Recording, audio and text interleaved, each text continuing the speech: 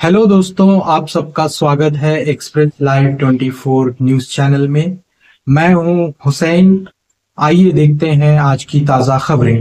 Bengaluru ప్రయాణమవుతున్న bus early morning మనకి 3 to 3:15 మధ్యలో ఇక్కడ ఒక యాక్సిడెంట్ కి గురవడం చాలా బాధాకరమైన విషయం. ఆ యాక్సిడెంట్ కూడా మనకి చూస్తే ఒక ఎదురుగా వస్తున్న బైక్ ని ఢీకొని కొంత దూరం ఒక 15 to 20 మీటర్స్ అది కొంచెం ముందుకు తీసుకెళ్ళడం, దాంట్లో వచ్చిన స్పార్క్ అంటే ప్రాథమిక విచారణ ప్రకారం వచ్చిన ఇన్ఫర్మేషన్ మీకు చెప్తున్నాం. దాంట్లో చిన్న స్పార్క్ వల్ల కొంచెం దాంట్లో మంటలు చెలరేయటం, ఆ మంటలు చెలరేగి అది చాలా మంది సుమారుగా మనకి 19 మంది 17 మంది పెద్దవాళ్ళు, 2 చిన్నపిల్లలు చనిపోవడం అనేది నిజంగా చాలా దురదృష్టకరమైన సంఘటన. ఈ సంఘటనకి సంబంధించి మనకి మాక్సిమం మార్నింగ్ 3 o'clock నుంచి 3:15 టైంలో ఇన్సిడెంట్ జరిగిన తర్వాత 3:21 కి నియర్ బై ఉన్న సిఐకి ఇన్ఫర్మేషన్ వచ్చింది. వెంటనే పోలీస్ డిపార్ట్మెంట్ వాళ్ళు, అదేవిధంగా మన ఫైర్ డిపార్ట్మెంట్ వాళ్ళు అందరూ కూడా చిన్నటేపూర్ విలేజ్ కి చేరుకుని రెస్క్యూ ఆపరేషన్స్ కూడా చేయడం జరిగింది. ఇమీడియట్ గా తెలుసుకున్న వెంటనే ఇన్సిడెంట్ తెలుసుకున్న వెంటనే గౌరవ ముఖ్యమంత్రి గారికి ఇన్ఫర్మేషన్, మా డీజీపీ గారు, అదేవిధంగా మా ఎస్ఎల్డిసి ఇంటెలిజెన్స్ వాళ్ళందరూ కూడా ఇన్ఫర్మేషన్ ఇవ్వడం, మాకు కూడా ఇన్ఫర్మేషన్ ఇవ్వడం. ఇన్ఫర్మేషన్ ఇచ్చిన వెంటనే నియర్ బై ఉన్న మా పొలిటికల్ లీడర్స్ అందరికీ కూడా, మంత్రి గారు మణిపూర్ రామప్రసాద్ రెడ్డి గారికి, అదేవిధంగా లోకల్ ఎమ్మెల్యే చెప్తారెడ్డి గారికి, ఎంపీ గారికి అందరికీ కూడా ఇన్ఫర్మేషన్ ఇస్తే అరౌండ్ 6:30 కల్లా మాక్సిమం ఎమ్మెల్యే ఎంపీ వాళ్ళు కూడా అక్కడికి వచ్చి ఆ రెస్క్యూ ఆపరేషన్స్ లో కూడా వాళ్ళు కూడా సహాయ సహకారాలు అందించారు. అదేవిధంగా మంత్రి గారు కూడా విత్ ఇన్ 2 hours మనకి 9-10 కల్లా అక్కడికి ఇంచుమించుగా చేరుకొని పరిస్థితి అంతా సమీక్షించడం జరిగింది. ఓవరాల్ గా చూస్తే టోటల్ పాసెంజర్స్ బస్సులో 39 మంది పెద్దవాళ్ళు, 4 చిన్నవాళ్ళు, 2 అన్ఐడెంటిఫైడ్ ఉన్నారు. ఈ అన్ఐడెంటిఫైడ్ కూడా ఏంటంటే ఆర్ఆర్ అని చెప్పి చౌరస్తా దగ్గర 2 కూడా ఎక్కడం జరిగింది. అందులో ఒకరు దిగిపోయారు, ఒకరు ఉన్నారు. సో తర్వాత మనకి సర్వైవర్స్ చూసుకుంటే మాక్సిమం మంటలు చెల్లగానే ఎక్స్ట్రా డ్రైవర్ వచ్చి కొంచెం వెనకాతల ఉన్న ఎగ్జిట్ డోర్ ని కొంచెం బలంగా పగలగొట్టడం, తర్వాత వీళ్ళందరూ కూడా కొంచెం చాలా మంది రెస్క్యూ ఆపరేషన్స్ చేసుకుని వాళ్ళగా కొంతమంది బయటకు కూడా రావడం జరిగింది. అలా చూసుకుంటే 23 మంది అడల్ట్స్, 2 పిల్లలు, 2 డ్రైవర్స్, ఓవరాల్ గా 27 మంది మనము వాళ్ళు అక్కడ యాక్సిడెంట్ నుంచి తప్పించుకోగలిగారు, సురక్షితంగా బయటపడ్డ వాళ్ళు. అదేవిధంగా ఈ రోజు ఇందులోని ఇంజూర్డ్ పర్సన్స్ లోని సుమారుగా 9 మంది ట్రీట్మెంట్ లో ఉన్నారు.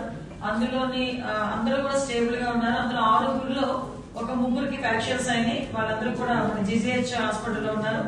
ఒక 3 ఆకాష్ హాస్పిటల్లో ట్రీట్మెంట్ తీసుకుంటున్నారు. ఓవరాల్ గా చనిపోయిన వాళ్ళకు కూడా మనం చూసుకుంటే 17 మంది పెద్దవాళ్ళు చనిపోయారు, 2 చిన్నపిల్లలు చనిపోయారు. అందులో 6 మనకి ఆంధ్రప్రదేశ్ నుంచి ఉన్న వాళ్ళు. అందులో ఒకరు బాపట్ల దాత్రి ఏజ్ 27 years. నెల్లూరులో ఒక family, Ramesh Anuja parents for children, Shashank and మమత.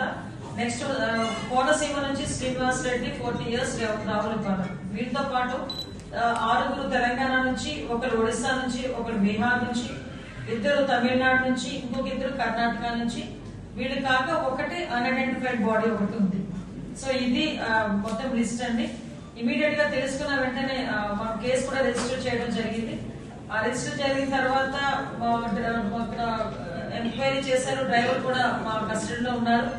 వాళ్ళు చెప్పిన ప్రాథమిక సమాచారం మేరకు అక్కడి నుంచి కూడా మనకు ఎంక్వైరీ జరుగుతుంది, ఇన్వెస్టిగేషన్ జరుగుతుంది. ఈ రోజు ఇందాక మేము అందరం కూడా వచ్చి అక్కడ స్పాట్ కూడా చూడటం జరిగింది.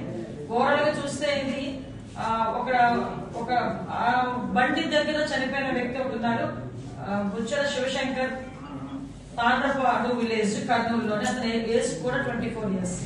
సో ఇది కాక మనం చూసుకుంటారంటే ఒకసారి ఓవరాల్ గా వీటన్నిటినీ కూడా మాక్సిమం, ఎందుకంటే బాడీస్ అన్ని కూడా పూర్తిగా కాలిపోయి, అంటే మనం గుర్తుపట్టడానికి కూడా వీలు లేకుండా ఉన్న పొజిషన్ లో ఉన్నాయి. చాలా ప్యాథటిక్ సిచ్యువేషన్, చాలా పానిక్ సిచ్యువేషన్. ఆ సిచ్యువేషన్ నిజంగా అటువంటి సిచ్యువేషన్ నుంచి 27 మంది బయటపడటం అనేది నిజంగా చాలా అదృష్టం అనుకోవాలి. ఒక పక్క దురదృష్టం, ఒక పక్క అదృష్టం. ఇమీడియట్ గా వాళ్ళ బాడీస్ ని కూడా మనం ఐడెంటిఫై చేయాలి. కాబట్టి మన ఫోరెన్సిక్ సంబంధించి సుమారుగా 16 టీంలు వేయడం జరిగిందండి. అందులో ఎస్పెషల్లీ 10 టీములు కేవలం DNA టెస్ట్ చేయడానికి 10 టీంలు ఏర్పాటు చేయడం జరిగింది. మిగతా 4 teams physical and blast analysis చేయడానికి 4 టీంలు ఏర్పాటు చేయడం జరిగింది. ఆ బ్లాస్ట్ ఎలా జరిగింది, దానికి కాజ్ ఏంటి, ఇవన్నీ కూడా వాళ్ళు తీసుకుంటారు. 2 టీమ్స్ ని కెమికల్ అనాలిసిస్ కి 2 టీమ్స్ ని ఏర్పాటు చేయడం జరిగింది. ఎందుకంటే ఇది ప్రాపర్ వేలో జరగాలి. ఎందుకంటే ఇది ఒక యాక్సిడెంట్. ఇన్సూరెన్స్ లో సంబంధించిన తర్వాత విషయాల్లో కూడా ఎక్కడ ఎవరికి ఇబ్బంది కలగకూడదు. ఏ ఫ్యామిలీకి సంబంధించిన వ్యక్తి డెడ్ బాడీ ఆ ఫ్యామిలీకి చేరాలి, వాళ్ళు దహన సంస్కారం చేసుకుంటారు. కాబట్టి డిఎన్ఏ శాంపిల్స్ తీసుకుని వాళ్ళతో మ్యాచ్ చేసి వీటన్నిటికీ కూడా కొంచెం టైం పడుతుంది. But as well as possible forensic department అంతా చాలా అలర్ట్ గా ఉంది, పోలీస్ డిపార్ట్మెంట్ అంతా చాలా అలర్ట్ గా ఉంది. యాజ్ వెల్ యాజ్ పాసిబుల్ వాళ్ళకు కూడా హ్యాండ్ ఓవర్ చేస్తాము. నిజంగా ఇటువంటి సంఘటనలు పునరావృతం కాకుండా చూసుకోవాల్సిన బాధ్యత కూడా మనందరి మీద కూడా ఉంది. దీనికి వాళ్ళ కుటుంబాలకి ప్రగాఢ సానుభూతి తెలియజేసుకుంటూ చనిపోయిన వాళ్ళు ఆత్మలు శాంతించాలని మనస్ఫూర్తిగా కోరుకుంటున్నాం.